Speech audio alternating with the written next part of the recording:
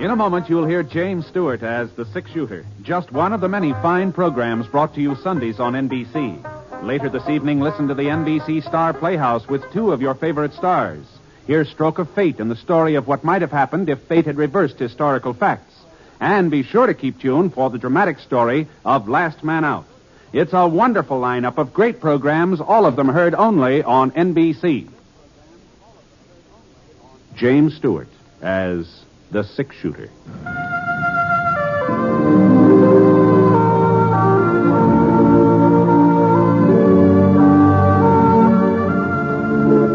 The man in the saddle is angular and long-legged.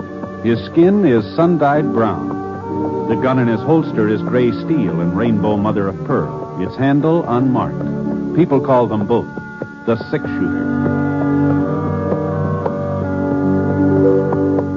The NBC Radio Network presents James Stewart as the six-shooter, a transcribed series of radio dramas based on the life of Britt Ponset, the Texas plainsman who wandered through the Western Territories, leaving behind a trail of still-remembered legends.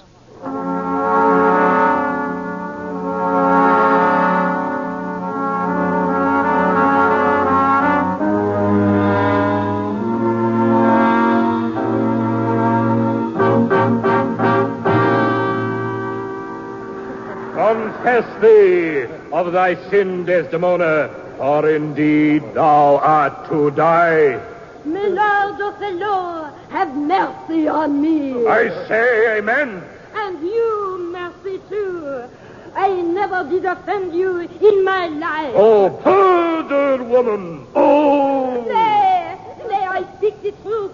I never did offend. You're offending us, lady. Hey, who is this guy Shakespeare anyway?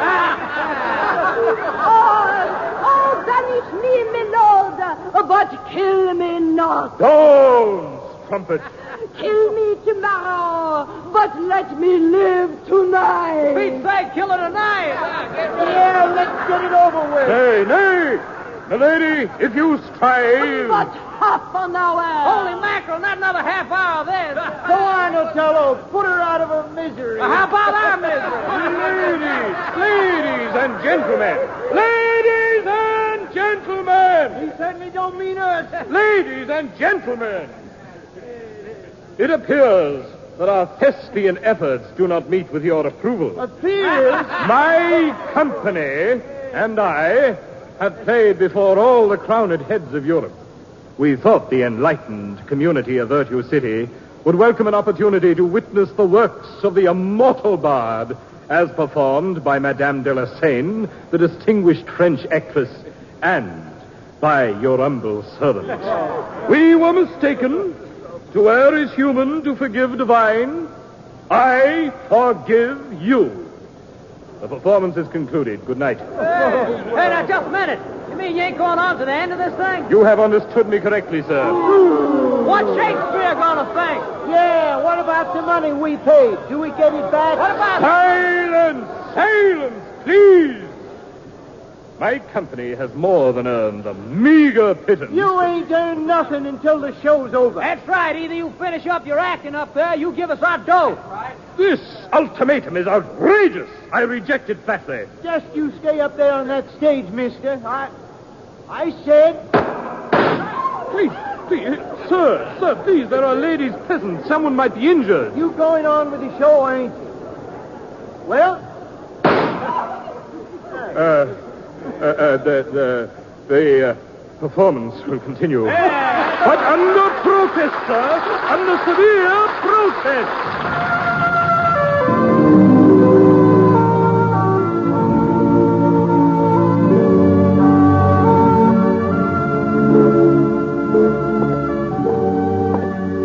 I hadn't been back to Virtue City since the second silver strike. The first mines played out, 10, 15 years ago, and the town had been crumbling away like a stale loaf of bread. But the new strike last spring, for the looks of things, is even bigger than the first one. The old stores all opened up again, and half a dozen new ones being built.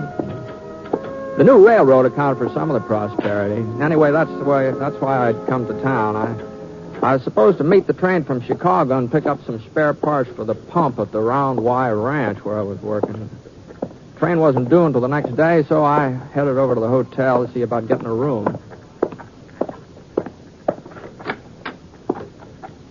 The clerk was sitting behind the registration counter looking through some kind of a contraption. I didn't know what it was. Sure had never seen a gadget like that before. Excuse me. Sorry, mister. Didn't know you was there. Well, I just got me new set of pictures. I was sort of anxious to try them out, you know. Pictures? What? My stereoscope. Oh. Why, you seen a stereoscope before, ain't you, mister? No, can't say as I have. Why, it's the newest thing. All the folks back east have got them. Here, just let me show you, huh? Now, you wait a minute. Just wait till I find Niagara Falls. Yeah, here it is. Now, you just look through the front end there, huh? That's right. Well, I'll be doggone. Why, it just looks like that water's come right at you, doesn't it? Why, you'd think it was real. You'd think you were right there. Here, just let me show you another one, huh? Now, let me see. Oh, yeah, pyramids. I'm the only fellow in town got the pyramids. The pyramids? Yeah, they're in Egypt, you know. Yeah. Huh? There. Now, how's that? Why, just look at... Oh, I can't believe it. Well, that fella's standing out in front of the pyramids. It's just like you could touch him. You could just reach out and touch him. I've never seen anything like that before in my life. Yeah, you just wait till I find that redskin is shooting an arrow. That golly way he's aiming it, well, if you didn't know it was a picture, you'd swear he was looking... Key, if you please. Oh, sure, Mr. Plunkett, sure. And you may as well have my bill ready. We'll be checking out this afternoon. Oh, thought you were supposed to give another show tonight. The performance has been canceled. Hey, Arch. I beg your pardon, sir? Arch, well, don't you remember me? You seem to have the advantage, sir. I don't believe that...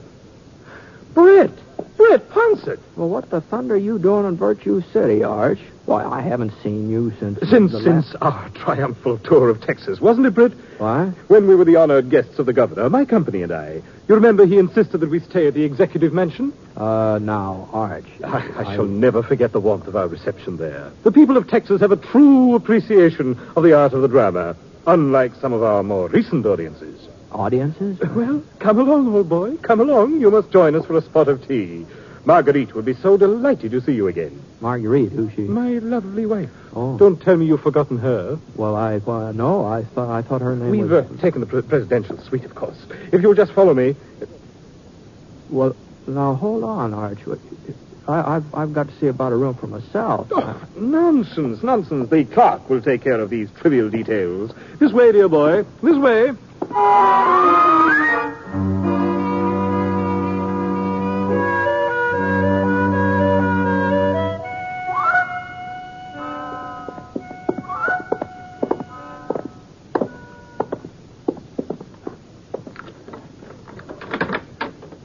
Here we are, my dear Britt.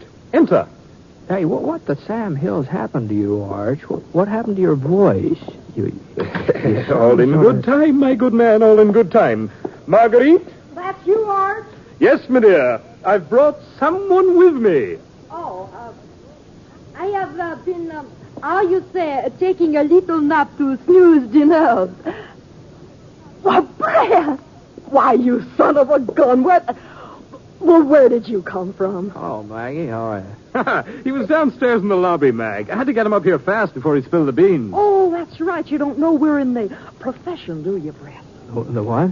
Show business, Brett. Show business. Maggie and I are actors now. We got our own company. No. Permit me to introduce myself. Archibald Plunkett, late of London, Paris, New York, and, for an unpleasant moment, Virtue City. Plunkett, eh? Couldn't keep on calling myself Archie Plunkett. Once I gave up the dry goods emporium and started acting. Oh, I see. And this charming lady is my wife, the toast of the continent, Marguerite de la Seine. What do you mean you changed your name too, Maggie? Oh, just fancied it up a speck. I used to be Maggie Rivers before I married Arch. Well, we looked on a map. There's a French river called the Seine, so, This don't seem fair somehow. What do you mean, Brett? Well, your folks give you a handle. Seems like you ought to stick with it. Oh, not when you're in the profession. Is that so? Sure, most actors have to change their names. They do? Yeah, lots of them. Well, I guess if it's customary, Gee whiz, you're actors now, huh? Well, Arch wasn't much good at business, Britt. You know that. He always hated to stay in one place.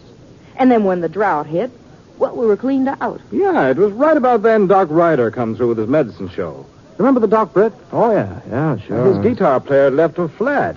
Run off with that girl who used to do the singing, the one with the yellow tights. Yellow tights? I don't think... Oh, yeah. So the Doc needed somebody to take their place, and, well, Maggie always had a real sweet singing voice, and seeing as how we were broke anyhow. Doggone tights never did fit me. Well, you're not still with the medicine show, are you? Oh, we sure ain't. Anyhow, we struck out on our own, started in doing serious acting. You know, Shakespeare. Shakespeare? Oh. To be or not to be, that is the question. I see. Whether 'tis nobler in the mind to suffer the slings and arrows of outrageous fortune, or to take up arms against a sea of troubles, and by opposing... That's pretty good. end them. That's Hamlet. Oh, yeah. Oh, that's...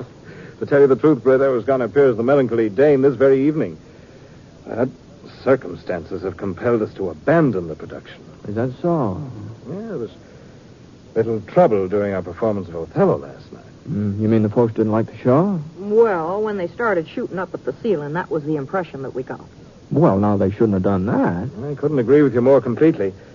Anyway, we're going on to Rocky Falls. Maybe folks there will have a little more... Oh, who on earth? Right, now, you won't say anything. You won't give us away. Oh, no, of course not. Your servant, sir? Forgive me for intruding. Are you Archibald Plunkett, the actor? I am he. Delighted to meet you, Mr. Plunkett. And what may I do for you, sir? I happen to be spending the day in Virtue City, and I saw a theatrical poster advertising a performance of Hamlet, one of my favorite plays. Unfortunately, when I tried to buy tickets, I was informed that your company isn't appearing this evening. That is correct, sir. A sudden change in our schedule. We have so many engagements, we're unable to fill them all. I understand, Mr. Plunkett. I understand. The vagaries of show business. See, I happen to be in the theater myself. Indeed? My card. Oh, thank you. I'm sorry I won't have the opportunity of witnessing your performance. Good afternoon. Good afternoon, sir. Old faker. Why, I bet he's no more in show business than you are, Britt. Probably thought we'd give him a couple of free passes. Oh, no. Oh, Arch, what's the matter? Oh, no. It couldn't. I'm seeing things. Britt? Here, Britt, what's it look like to you? The name on this card. What's it say? Let's see. It says Barnum. P.T. Barnum. Yeah, that's the name, all right. Printing's real clear.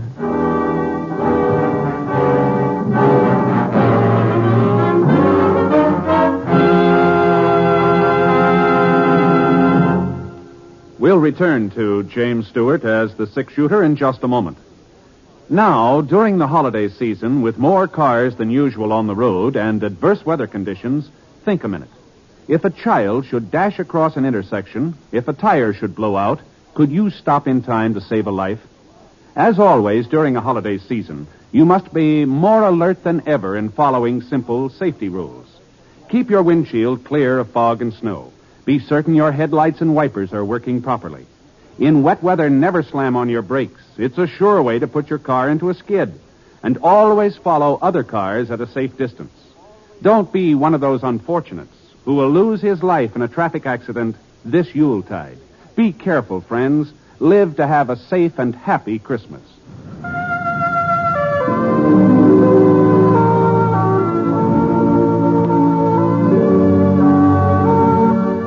Now, Act 2 of The Six-Shooter, starring James Stewart as Britt Ponset.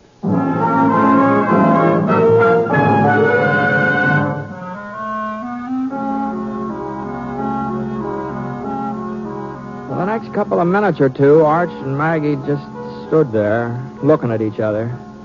And the way they were looking at each other, I tell you, it was the same kind of an expression a calf gets just before you hit him with a branding iron. Then Arch walked over to the window and raised it up just like he was getting ready to jump out. I thought sure Maggie'd stop him. She didn't. All she did was just grab the calling card out of my hand, started rubbing her finger over the printing on it. Arch, it's real engraven. Yeah. Why can't I do it, Maggie? Why can't I end it all right here and now? Oh, now, what are you talking about, Archer? What's got into you folks, anyhow? P.T. Barnum, Britt. You know who P.T. Barnum is, don't you? Well, he said he was in show business. In show business? He is show business. Jenny Lind, General Tom Thumb, half the stars in America owe their careers to him. Yeah? Don't you see, Britt? He was going to come to the theater tonight. He was going to watch us act without us even asking him. Well... And if he liked us, well, there's no telling what would have happened. He might have hired us himself. An actor gets a chance like this only once. To appear before P.T. Barnum. Arch, maybe it's not too late. It is too late. No, listen now. Now, the company is still in town. All we'd have to do is unpack the costume. The performance has been canceled, Maggie. Then we'll uncancel it. I'll round up the rest of the cast, change your train ticket. Sure, that's it. And you get over to the Opera House. Make sure they haven't let it out to somebody else. Yeah. Oh, no. No, what about an audience? Oh, yes. Well, I tell you, give some of the kids around town passes. They'll spread the word quick enough. Well, now, just don't stand there, Arch. Get moving. Oh, all right, Maggie. Yeah. All right. All right. Well, Maggie, I guess Britt. Britt, now you go and find Mr. Barnum. What? He must be staying in the hotel. The clerk will give you the room number. Well, Tell him we rearranged our schedule again. We're playing Hamlet tonight. But for heaven's sakes, don't let him know it's because of him. Oh? And tell him he won't need tickets. We're saving him the front box. Well, hurry up, Britt, hurry up. Before I make some other plans. All right, sure. All right, Maggie.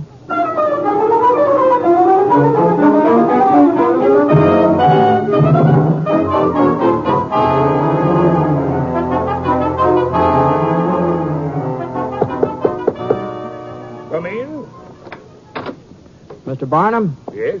Oh, hello there. Howdy, my name's Britt Ponset. I'm glad to meet you, Mr. Ponset. What can I do for you? Well, my friends, the Plunkets, the Plunkettes, they asked me to find you. Oh? And they've sort of changed their plans. It seems they're going to stay over in Virtue City tonight and give the show. Oh, I see. And they asked me to tell you that they're saving a box for you if you'd care to use it tonight. That's very considerate, Mr. Ponset. I'd be delighted. Are you with the company? How's that? Are you one of the performers I'm to have the pleasure of watching tonight? Oh, no. I'm just a friend. You see. Oh. Well, thank you for delivering the message. Don't mention it, Mr. Barnum. No, don't mention it.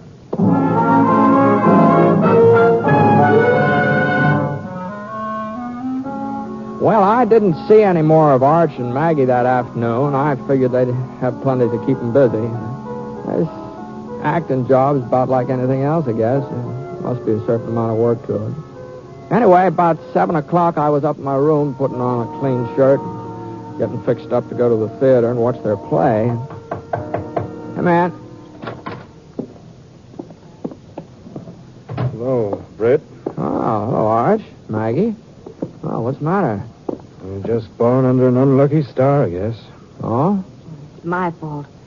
I never should have suggested giving a performance tonight in the first place. Well, what, couldn't you get the Opera House?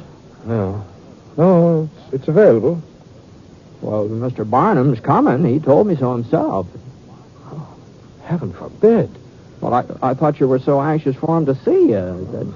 Not just to see us, but to like us, to appreciate our talent. Oh, if I'd only stopped to think, Arch. No, I don't blame you, my dear. I blame myself. Should have realized the whole idea of our playing tonight was out of the question. Now I've sent those kids all over town. Well, maybe we can catch an early train. Sneak away before anyone knows. Now, hold on there. Now, what are you both so down on the mouth about? Now, you got the theater, and you're going to have an audience, Mr. Barnum included. Well, that's just it, Britt, the audience.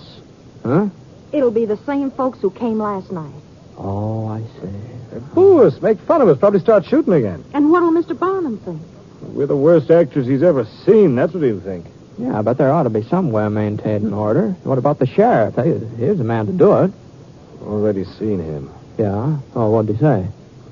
Said we ain't any better than we was last night. He's advising the boys in the audience not to aim at the ceiling. Is that so? One big opportunity, Britt.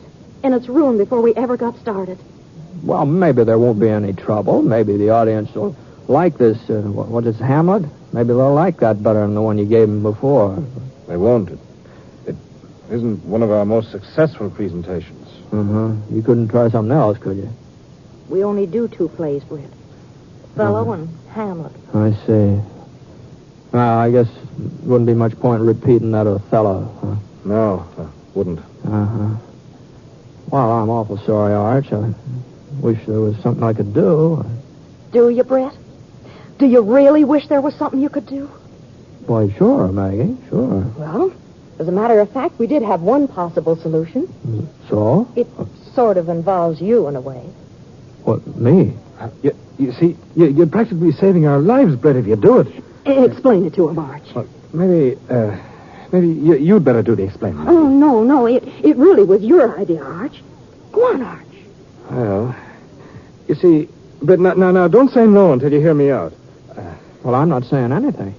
You see, we were thinking most of the folks here in town they must know you by sight, and they know you're the 6-shooter. So, it...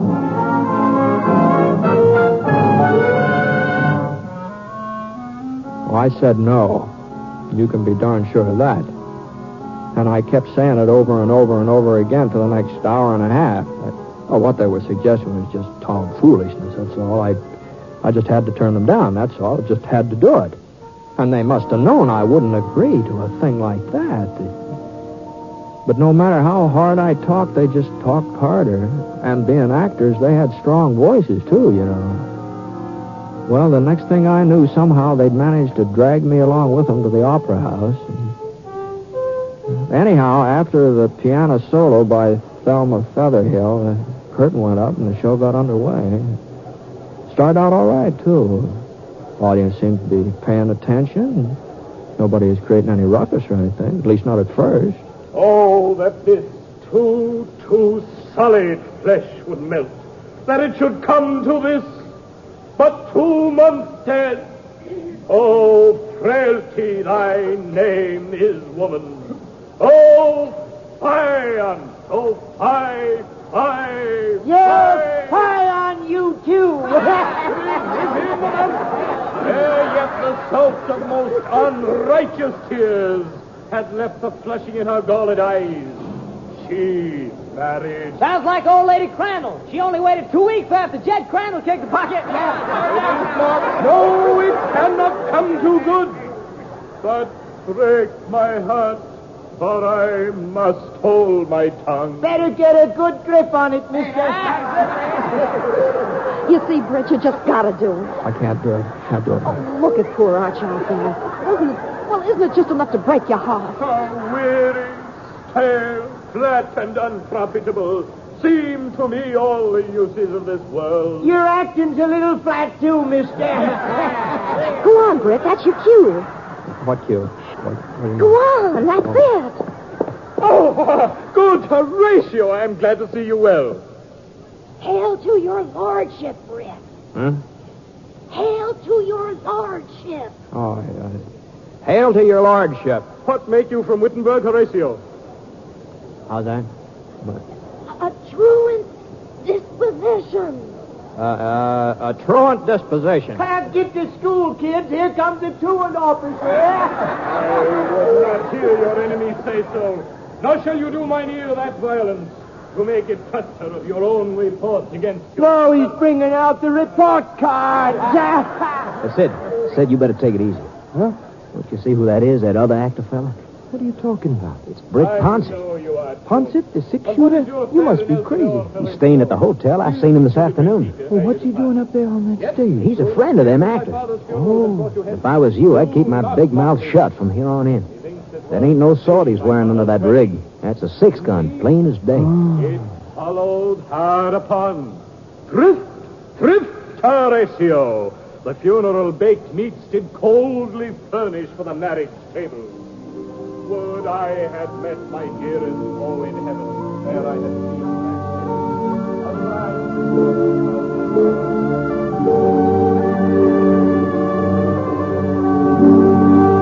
Oh, woe is me. Now cracks a noble heart. Good night, sweet prince. Sweet, And flights of angels sing thee to thy rest. Rest. And flocks of angels sing you to your rest.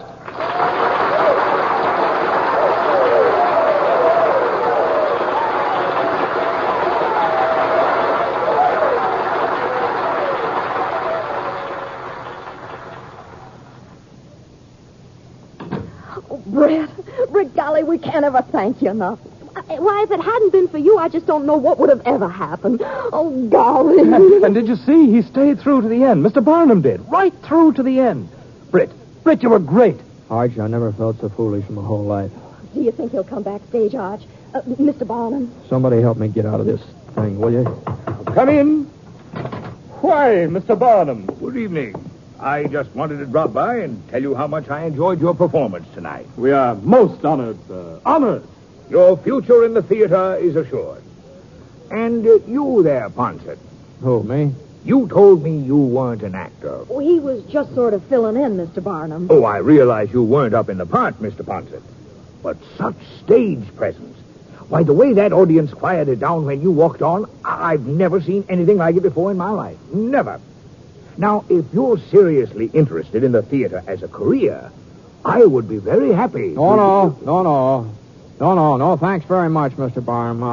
I'm not interested. No, that's real kind of you, but, no, thank. Oh, no.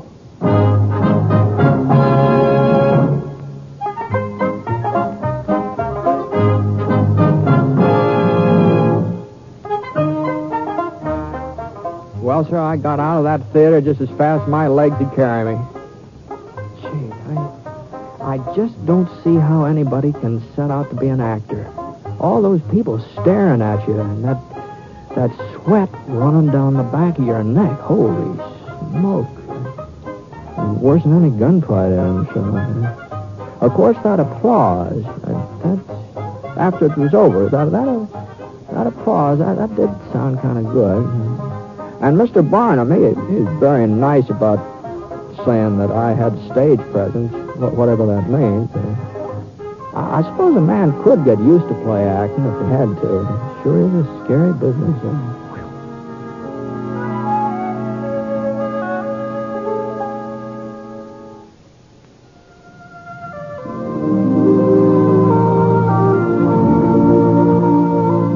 The Six Shooter is an NBC Radio Network production in association with Review Productions. It is based on a character created by Frank Burt, and the transcribed story is written by him. Mr. Stewart may currently be seen in the Universal International picture The Glenn Miller Story. Others in the cast were Michael Ann Barrett, Tony Barrett, Ted Bliss, Marvin Miller, and Dan O'Herlihy. Special music for this program was by Basil Adlam, and the entire production is under the direction of Jack Johnstone. All characters and incidents were fictitious, and any resemblance to actual characters or incidents is purely coincidental. This is Hal Gibney speaking.